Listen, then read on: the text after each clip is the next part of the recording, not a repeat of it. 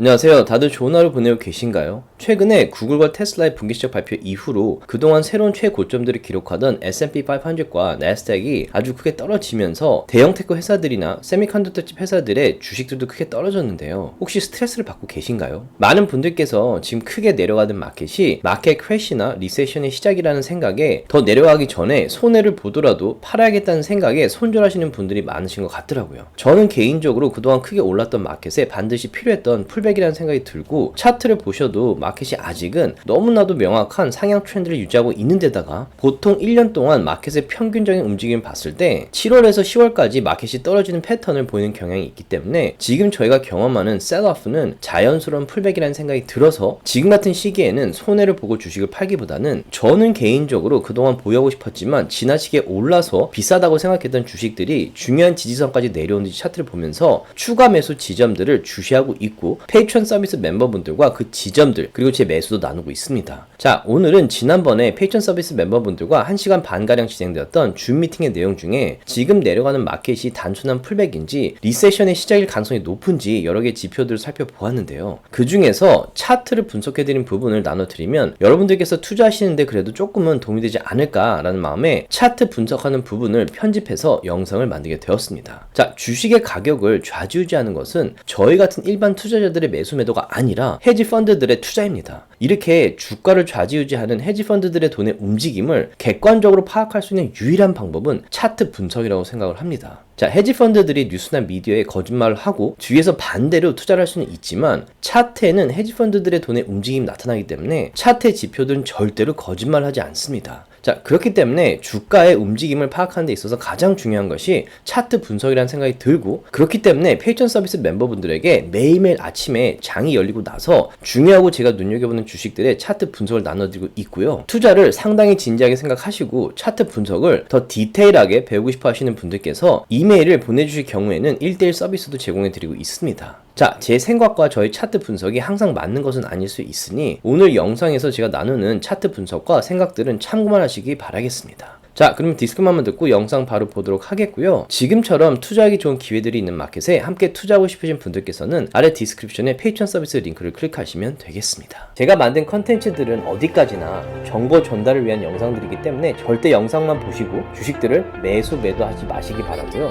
본인 스스로 반드시 리서치를 더 하신 다음에 판단을 내리시기 바라겠습니다. 제가 보통 줌 미팅 할 때마다 이제 여기 좀 오래 계신 분들도 계시는데 이 차트로 시작을 해요. 이게 S&P 500 차트인데, 일단 처음 오신 분들을 위해서 간단히 설명드리자면 요 파란색 선은 200 SMA라고 그래서 이 캔들 하나하나가 여기 보시면 하루에 이 주가의 변동을 나타내는 그런 캔들이에요. 그래서 200 SMA라는 거는 200일간의 주가의 평균을 내서 선을 그은 거예요. 이 빨간 거는 50SMA라고 해서 50일간의 주가의 평균을 나타낸 선이고, 이 노란 거는 9SMA, 9일간의 주가의 평균, 20SMA는 20일간의 주가의 평균 선. 이게 중요한 이유는 주식 가격을 결정하는 거는 저희가 아니고 헤지펀드, 큰 돈이 들어와야 주가가 변동을 해요. 제가 아무리 뭐 10억을 투자를 해도 꿈쩍을 안 하는데 헤지펀드들이 들어와서 크게 매수라고 매도를 해야 주식들이 크게 오르고 내리거든요. 근데 헤지펀드들도 저희랑 똑같은 차트를 보고 200 SMA, 50 SMA, 9 SMA, 20 SMA 선상에서 주식을 사고 팔아요. 그래서 여기 보시면 크게 벗어나지 않고 이제 차트를 이걸 없애면, 사실 다 없애면 이 주식이 도대체 어떻게 움직이는지 감이 안 잡히죠. 랜덤하게 움직이는 것 같은데, 이제 이런 지표들을 표시해주면 상당히 요 선들을 따라서 패턴을 오르락내리락 하는 패턴을 보이면서 요 튜브 안에서 왔다 갔다 하고 있죠. 그래서 요런 지표들을 헤지 펀드도 보기 때문에 차트 분석을 어느 정도 할 줄 알아야 주식이 어느 지점에서 크게 떨어질 가능성이 있고, 떨어지더라도 어느 지점에서 반등할 가능성이 있는지 맞출 확률이 높아져요. 100%는 아니지만. 그리고 이런 걸 알아야 어느 지점에서 내가 매수라고 매도를 할지, 그리고 이게 정말 큰 풀백인지 리세션인지 마켓 크래시인지 어느 정도 판단을 하고, 주식이나 마켓의 트렌드가 상향에서 하향으로 바뀌었는지도 알 수 있는 방법이 차트밖에 없어요. 뉴스고 뭐 미디어는 다 그냥 노이즈고, 헤지 펀드들의 돈이 움직이는 것은 차트에 나타나기 때문에 차트를 볼 줄 아셔야 그 트렌드를 어느 정도 파악할 수가 있어요. 그래서 차트가 너무 중요하다는 말씀을 항상 드리고 있는데, 1932년부터 지금까지 S&P 500의 매년 평균 패턴을 분석을 한 거예요. 뭐 이게 맨날 그대로 들어맞는 건 아니지만 1932년부터 지금 거의 100년 가까이 마켓을 평균 낸 거기 때문에 신뢰성은 있죠.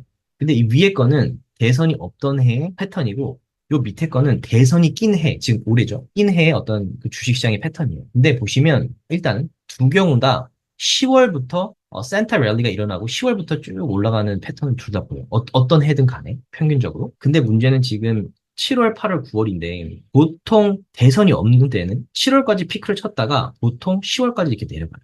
보시면 아시겠지만. 그랬다가 다시 이게 랠리가 시작되는데 대선이 있는 해에는 이게 조금 연장이 돼서 보통은 8, 9월까지 올랐다가 짧게 10월까지 내려갔다가 다시 랠리가 일어나거든요. 그래서 아직은 이게 뭐 100% 들어맞는 건 아니지만 참고할 만한 사항인 것 같고 아직은 이게 애매하게 지금 7, 8월 요 사이기 때문에 지금 내려가고 있지만 이게 잠깐 내려갔다 올라오고 가는 패턴인지 대선이 있는 해처럼 올해도 그렇게 될 것인지 이번에는 조금 평상시와 다르게 대선이 있는데도 이렇게 쭉 내려갈 것인지 요건 아직 컨펌된 게 없어요. 그래서 차트를 봐야 이게 패턴이 보이는 거지 차트를 안 보고 이렇게 될 거라고 막 자신 있게 얘기하는 분들은 저는 신뢰가 가지 않는 것 같아요. 아무도 모르기 때문에. 그리고 또 하나 중요한 거는 이게 VIX라는 건데 이게 Volatility Index인데 빅스가 올라가야 마켓이 불안하면 빅스라는 게 막 올라가요. 마켓이 불안하다라는 걸 나타내는 지표거든요. 빅스가 올라가야 마켓이 크게 떨어져요.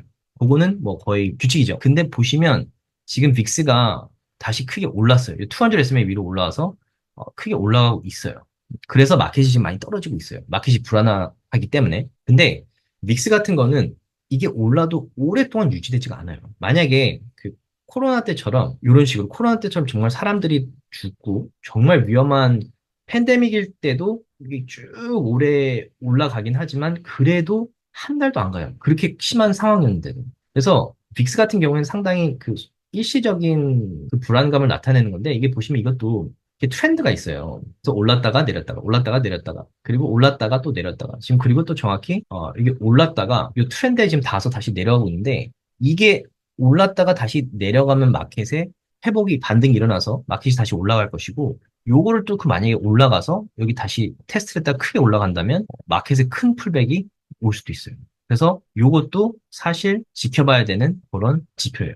그리고 지금 QQQ나 S&P 500 이 대형 테크 회사들을 팔면 그 돈을 헤지펀드들이 현금을 들고 있지 않아요. 헤지펀드들은 단기적으로 계속 저평가된 분야에 돈을 투자해서 단기로 수익을 내서 고객들한테 돈을 돌려줘야 되기 때문에 그 돈이 어디론가는 순환을 해요. 그래서 제가 멤버들한테 말씀드렸던 게 이 풀백이 왔을 때 크게 올랐던 인덱스가 요 러셀 투 소형주 인덱스였어요. 이게 한 3년? 2022년부터 쭉 여기를 뚫지 못했다가 이번에 이 200 SMA 오르락 내려가면서 이걸 뚫기 시작을 했죠. 그래서 다시 이 브레이크아웃이 일어났는데 헤지 펀드들이 이 테크 회사들에서 수익을 내고 나서 이 돈을 그동안 저평가된 소형주들에 투자를 하면서 소형주 인덱스가 크게 오르고 있어요. 이게 아마도 8월 달에도 크게 오를 가능성이 높다고 지금 사람들이 보고 있는데 어찌됐건 이 소형주들의 헤지펀드들의 돈이 많이 들어가고 있기 때문에 제가 다이아몬드 멤버들한테 만약에 트레이드를 할 경우에 돈이 많이 들어가는 이런 소형주들을 보라고 한 이유가 여기에 헤지펀드들의 돈이 많이 들어가기 때문에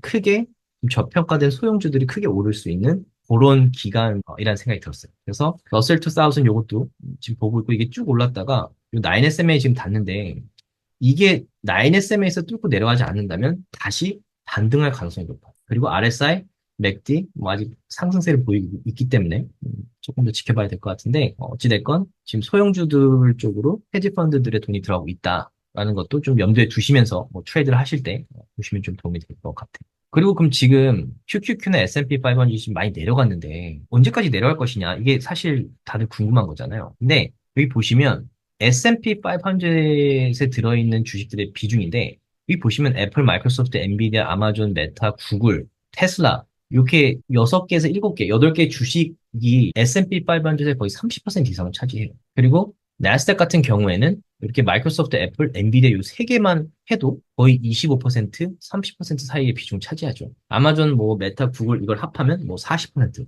45%. 그렇기 때문에 이 대형 테크 회사들의 차트를 보고 얘네가 지금 중요한 지지선에 있어서 반등할 가능성이 있는지 아니면 떨어질 가능성이 있는지를 봐야 이 마켓도 정말로 큰 크래시가 올 것인지 반등할 가능성이 높은지를 알 수 있겠죠.